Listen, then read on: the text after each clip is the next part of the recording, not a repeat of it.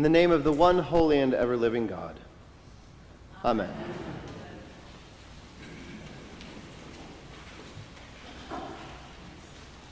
Ambition. I wonder what your reaction is when I say that word, ambition. I think we generally have a couple of different reactions to the idea of ambition depending on our context. On the one hand, we might think of those slimy politicians, like Francis Underwood in Netflix's House of Cards series. People who connive and scheme their way into power with few apparent reasons but their own success, their own privilege, their own thirst for power. These people cannot be trusted because their ambition for office or preference seems to know no limit, no friendship, no bonds of affection. They obey no rules except the person's own aggrandizement. This sort of ambition is an us against the world sort of situation, and we rightly react negatively to it.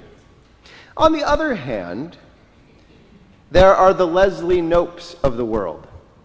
If you're not familiar with Leslie Knope, she's a character from the NBC sitcom Parks and Recreation. She too has an untamed ambition, and that makes her apparently tireless at her work in the Parks and Recreation department. She is consumed in her work, but for the noble goal of making life better for everyone. People with this kind of ambition shine like burning suns, and when they flare, we all prosper. And when they burn out, we all feel the chill. In this sort of ambition, we all rise together to a common good. But my goodness, these are different, wildly different views of ambition. After all, we do tell our children to have ambition, don't we? To get up off the couch and go after something. And in the same breath, we tell them not to be ruthless, not to be someone who only takes, but someone who gives back. So I think we puzzle over ambition. Someone once told me a story about a college senior he met at a holiday party. He was working at the college, and he met this senior, and he asked her what she was planning to do after graduation. And this senior said, "Well, I'm going to Peace Corps." And he said, "Oh, well, that must have been a very difficult decision." She said, "Yes, it was. In fact, very difficult because I also got accepted to Yale Law School." What a decision to make. Yale Law School or Peace Corps. Now, on the one hand, if you go to law school, you can be a lawyer and do a lot of good for a lot of people. No, I don't have a lawyer joke here. It's okay. You're fine. But on the other hand, if you go into the Peace Corps, you can do a lot of good for a lot of people right away. How do we choose? This friend of mine uses this as an illustration also in his classroom. He teaches the ethics of ambition. And he asks his students what they think, and some of them say, "Well, you know, did she ever ask if she could defer her acceptance to Yale Law School till after Peace Corps? That might be a solid move. Then you can get both of them, right? And you don't have to give up one for the other." Most people just say, "Well, it's her decision. What does it matter?" But eventually, some start strategizing and wondering a little bit about this decision, which seems so counterintuitive to most of us. Or might, anyway. Some of them say, "You know, it occurs to me that this way, she has her acceptance letter from Yale, but she doesn't actually have to go there. Maybe she's afraid and she wants to go to Peace Corps and say, well, you know, I could have gone to Yale. Look, I'm that good." We're suspicious of decisions like this, aren't we? Maybe she just wants to show that she's better than everyone by doing the noble thing. There are a lot of reasons for doing things, so how do we make such difficult decisions? When our choice is, as J.K. Rowling put it in Harry Potter novels, that great paragon of literature of our age, the choice between what is right and what is easy, how do we make that decision? How do we know when our ambition is leading us toward our more vicious selves, toward compromises that eat away at us bit by bit? And how do we know when our ambition is leading us toward our better selves and the dream that God has for us? This calls for reflection. Ambition, it seems, can be for good or ill, but the question of our ambition is inevitably tied to the question of our vocation. And our vocation is inevitably tied, for those of us gathered here, to the covenant we made when we were baptized. And I think it can be summed up by asking ourselves one simple question: what are we living for? What are you living for? What am I living for? Thomas Merton, one of the great spiritual teachers of the 20th century, once wrote, "If you want to identify me, ask me not where I live, or what I like to eat, or how I comb my hair, but ask me what I think I am living for, in detail. And ask me what I think is keeping me from living fully for the thing I want to live for." So what are you living for? What were the people following Jesus in the gospel today living for? They were living for bread. They were living for miracles, for impossibilities that might suddenly be possible for themselves. What sign are you going to give us then, they ask. What sign are you going to give us? What food do you have for us? What was David living for? David is frequently referred to as a man after God's own heart. He's remembered in the scriptures as wise and just.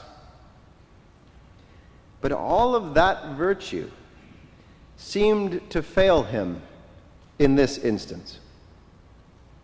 You might remember that the story of David and Bathsheba begins in the spring, in the time when kings go out to war. But where did we find David? In his parlor. David had no great ambitions of going out to war, of securing his borders, of ensuring the peace of his realm. Idleness had crept into his bones. He had no noble ambition. And in the absence of that noble ambition, all he had were his drive to be satisfied.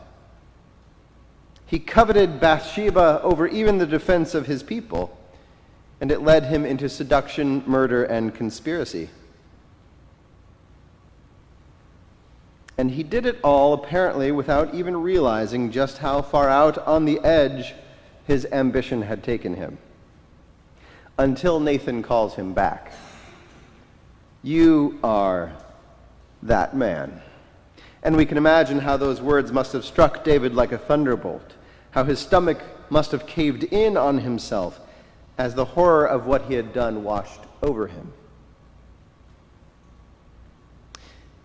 And what kept David for living for what was good? What kept him from using his ambition for good?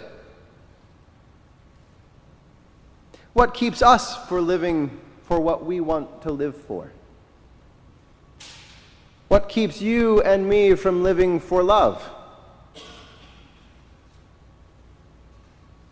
I was on a plane not too long ago, and I heard a woman tell her seatmate that she and her church frequently visit prisons to reach out to them with Bible studies and other apparently uplifting opportunities. I gotta say, as a priest, I've learned not to insert myself into these conversations.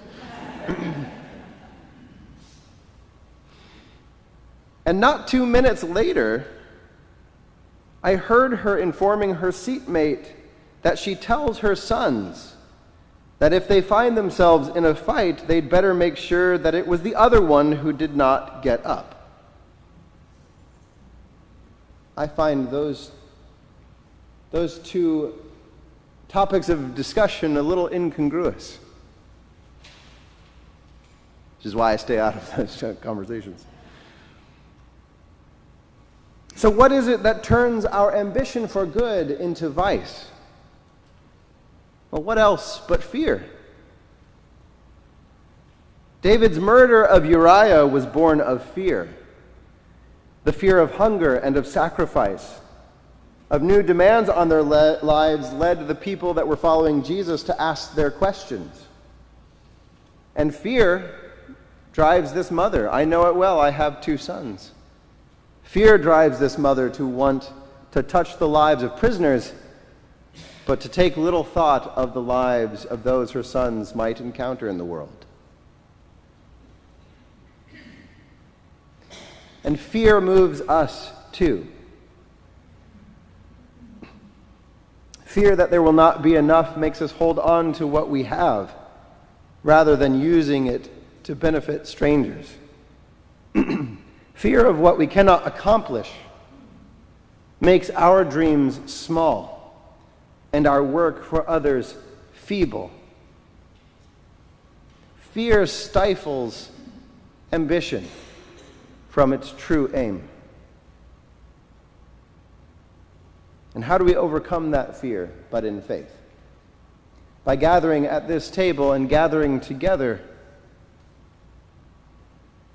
by looking to God and God's dream for our world and asking ourselves again and again, what are we living for?